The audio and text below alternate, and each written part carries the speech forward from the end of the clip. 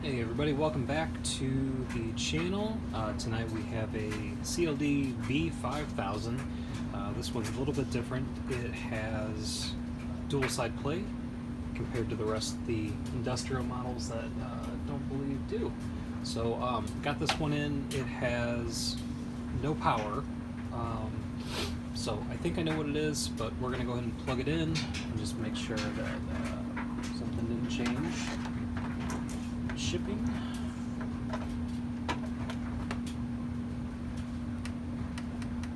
Yeah, no standby light. So let's crack it open, take a look.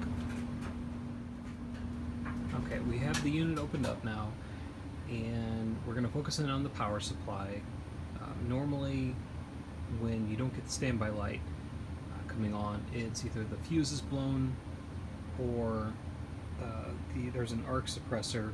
It's, I believe, D1 or D105 in here, and the quickest way to get past it is to cut out the arc suppressor. And you don't technically need it for the unit to function. It ultimately should be replaced, but for the time being, we're going to cut that out and check the fuse, and then if all is well, we'll try and fire up the machine and see what else is wrong with it. Okay, so we have the main power disconnected, so no power to the board currently to avoid electrical shock hazard. But I do want to point it out, it's kind of hidden back here. This is diode 1 or diode 105, depending on the power supply, but it's a pretty common part and pretty common failure. And then the fuse is back here, this guy right here.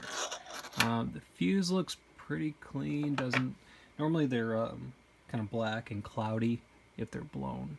So what we're going to do first, we're just going to reach in here, these snips. We're going to cut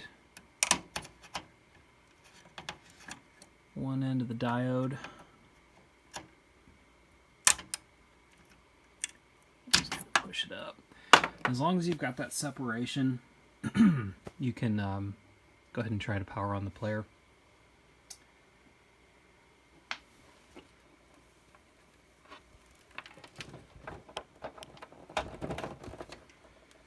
Let's turn this around, see if we get a standby light.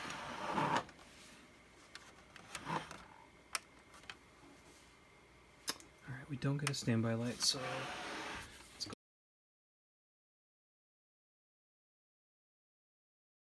back.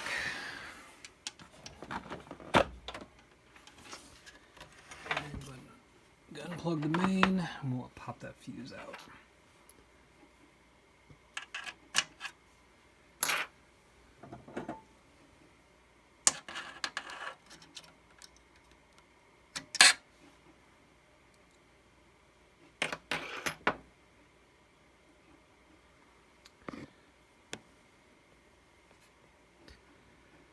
Alright, so you can see the fuse. Doesn't look super dark or cloudy, but it does look like it's popped. Let's get the multimeter out to test that.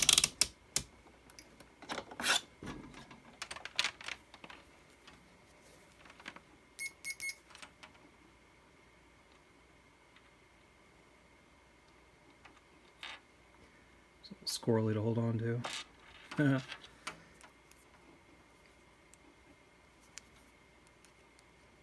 Yeah, fuse is popped. Alright, so let's see if we have a fuse. Alright, I am back. I got a replacement fuse from Home Depot, and we're going to go ahead and try and drop this thing in. I've got the main power disconnected,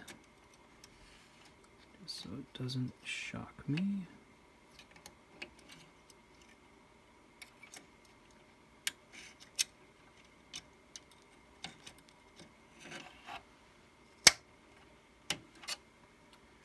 And we'll unplug this in.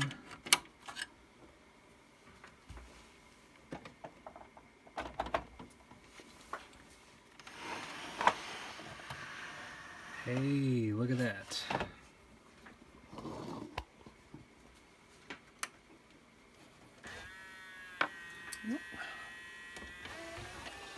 Loading belt will need to be replaced. Get a little bit of a whine there.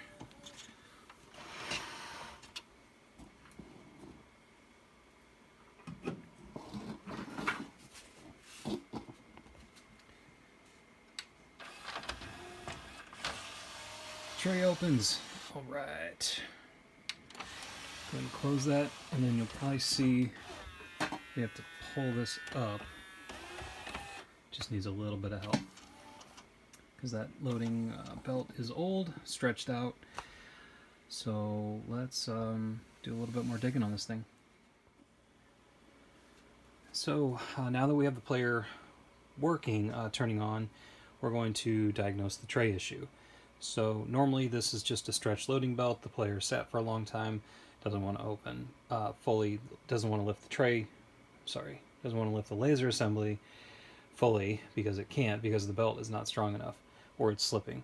So what we have to do initially is turn this on, let this go through, and then when you hear that noise, that whining noise, just come and lift that just a little bit, and then we're going to eject the tray.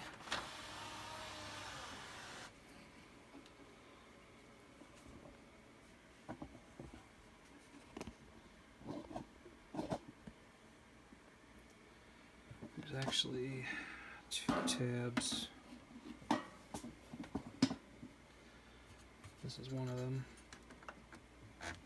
Just going to push that tab in. There's another one, matching one on the other side. And that lets us take the tray out. And loading belt.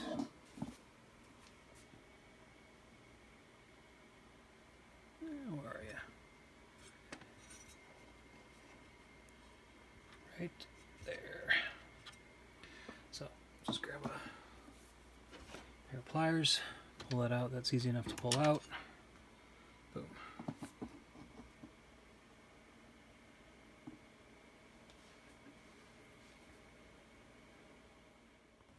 I wanted to do a real quick comparison before I change out the belt.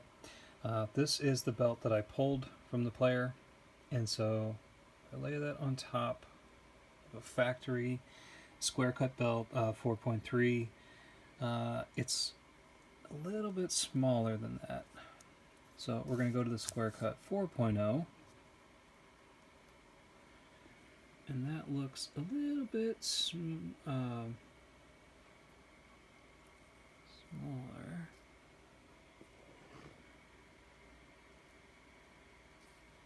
So that one we're going to go ahead and give a try.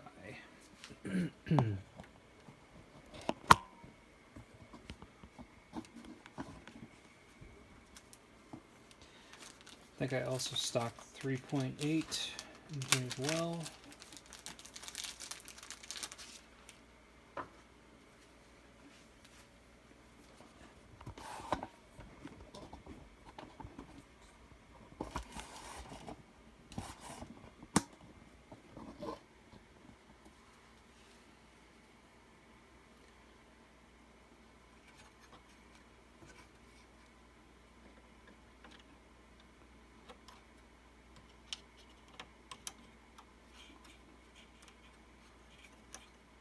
Just like that.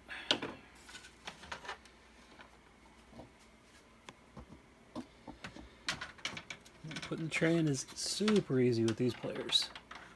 You just have to put it in firmly with equal pressure. Now we are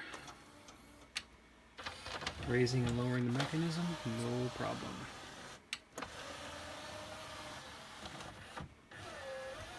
Perfect.